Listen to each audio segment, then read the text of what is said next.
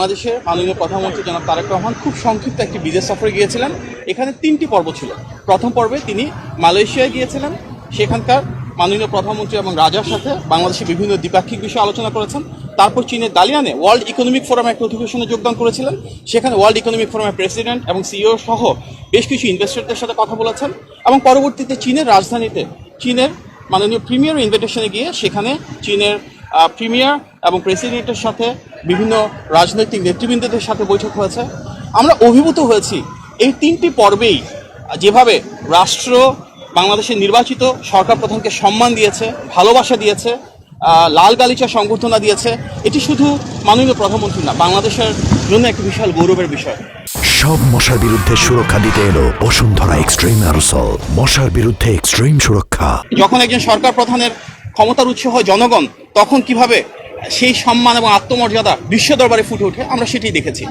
আপনাদেরকে আমি অত্যন্ত আনন্দের সাথে জানাচ্ছি যে মালয়েশিয়া এবং চীন দুক্ষেত্রেই বাংলাদেশের স্বার্থ সংশ্লিষ্ট প্রতিটি বিষয় নিয়ে মাননীয় প্রধানমন্ত্রী মালয়েশিয়ার রাজা এবং প্রধানমন্ত্রী এবং চীনের প্রিমিয়ার এবং প্রেসিডেন্টের সাথে ডিটেলে আলোচনা করেছেন।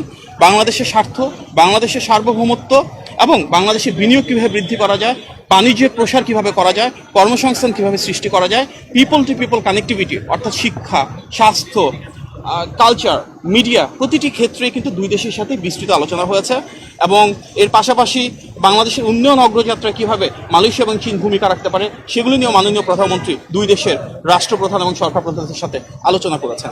দুটি দেশের সাথেই শহীদ প্রেসিডেন্ট জিয়াউর রহমান এবং দেশনেত্রী বেগম খালেদা জিয়ার ঐতিহাসিক ভূমিকা রয়েছে এবং আমরা খুব আশ্বস্ত হয়েছে দেখে যে মালয়েশিয়া এবং চীন দুই দেশেরই সরকার প্রধান এবং রাষ্ট্রপ্রধান যারা রয়েছেন ওনারা শহীদ প্রেসিডেন্ট জিয়াউর রহমান এবং দেশনেত্রী বেগম খালেদা জিয়ার সেই অনবদ্য অসাধারণ ভূমিকার ভূয়সী প্রশংসা করেছেন, স্মরণ করেছেন।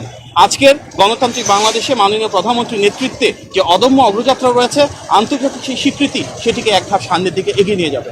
মাননীয় প্রধানমন্ত্রী শুধু যে বাংলাদেশের অবস্থান তুলে ধরেছেন কিংবা শুধু যে খুব আন্তরিকভাবে ওনাকে বরণ করা হয়েছে তাই না, আমরা দেখছি চীনের সেই সম্পর্ক বাংলাদেশের সাথে, সেই ঐতিহাসিক সম্পর্ককে উনি দ্বিপাক্ষিকভাবে একটা বহুমাত্রিক রূপ দিয়েছেন, যাকে আমরা বলছি যে লং টার্ম স্ট্র্যাটেজিক পার্টনারশিপ, অর্থাৎ দীর্ঘমেয়াদী অংশীদারিত্বের একটা প্রসার, যেটা মূল ভিত্তি হবে কৌশল এবং অবশ্যই আমরা এর মাধ্যমে উন্নয়ন, অগ্রযাত্রা, বাণিজ্য, বিনিয়োগ, কর্মসংস্থান সহ বিভিন্ন বিষয় যা আছে দ্বিপাক্ষিক সম্পর্কের ক্ষেত্রে, বহুপাক্ষিক সম্পর্কের ক্ষেত্রে ইন্টারন্যাশনাল লেভেলে, সেগুলি নিয়ে ইনশাআল্লাহ একযোগে কাজ করব। মাননীয় প্রধানমন্ত্রী এবং চীন এবং মালয়েশিয়ার সরকার প্রধান যারা রয়েছেন তাদের মাঝে যে উষ্ণ সম্পর্ক আমরা দেখেছি, যে আন্তরিকতা আমরা দেখেছি, ইনশাআল্লাহ সামনের দিনগুলোতে বাংলাদেশকে এগিয়ে নিয়ে যাওয়ার ক্ষেত্রে, জনগণের ভাগ্য পরিবর্তন করবার ক্ষেত্রে সেগুলো অনেক বড় ভূমিকা রাখবে। আজকে আমরা দেখেছি যে এখানে কিন্তু মাননীয় প্রধানমন্ত্রী ইতিমধ্যে নির্দেশনা দিয়েছেন, দলীয় কোনো নেতাকর্মী আসেনি, কোনো র্যালি বা সমাবেশ করতে মানা করেছেন। এই যে একটা নতুন ধরনের রাজনীতি, এই যে একটা ব্যতিক্রম ধর্মী চিন্তা, সেটির বহিঃপ্রকাশ আমরা দেখেছি।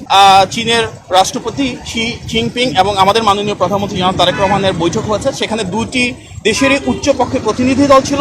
পরবর্তীতে শি জিনপিং এর সাথে আমাদের মাননীয় প্রধানমন্ত্রী একান্তে বৈঠক করেছেন।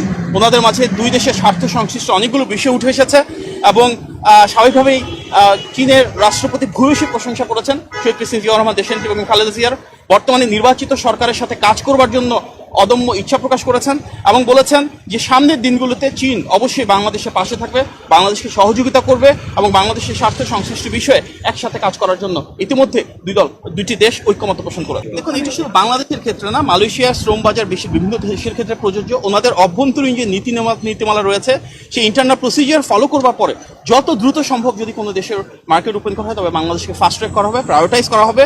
বাংলাদেশের এটি একটা অন্যতম স্বার্থের জায়গা। সেখানে মাননীয় প্রধানমন্ত্রীর সাথে মালয়েশিয়ার মাননীয় প্রধানমন্ত্রীর একান্তে কথা হয়েছে বিভিন্ন বিষয় নিয়ে এবং তার আলোকে ডেফিনেটলি আমাদের যে রিকোয়েস্টগুলো রয়েছে ওনারা ফাস্ট ট্র্যাকে যতটা আন্তরিকতার সাথে, যতটা সহমর্মিতার সাথে রয়েছে সেটাকে প্রসিড করবার চেষ্টা করেন।